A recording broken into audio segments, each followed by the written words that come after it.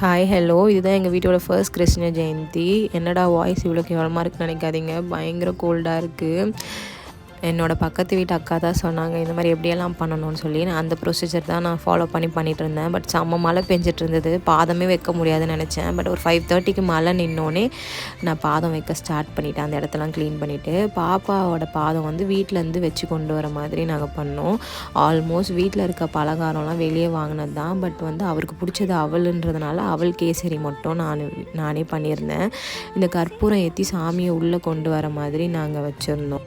எங்கள் வீட்டில் இருக்க கிருஷ்ணர் நான் வாங்கி ஒரு 5 இயர்ஸ் ஆகுது. ஒரு வயசான தாத்தா பாட்டி கிட்டேருந்து வாங்கினேன். பட் அது ஒரு ஷோ பீஸாக அப்படியே இருந்துச்சு. பட் இப்போ என்னோடய கிருஷ்ணர் வந்ததுனால நாங்கள் இனிமேல் எவ்ரி இயர் கும்பிடலான்னு சொல்லி டிசைட் பண்ணோம். இந்த கிருஷ்ணருக்கும் சாப்பாடெல்லாம் அந்த பலகாரம்லாம் படைச்சோம். என்னோடய கிருஷ்ணருக்கும் பலகாரம்லாம் கொடுத்தோம். அவரும் ஹாப்பியாக சாப்பிட்டாரு. நாங்களுமே பயங்கர ஹாப்பி ஆகிட்டோம். பாய் பாய்.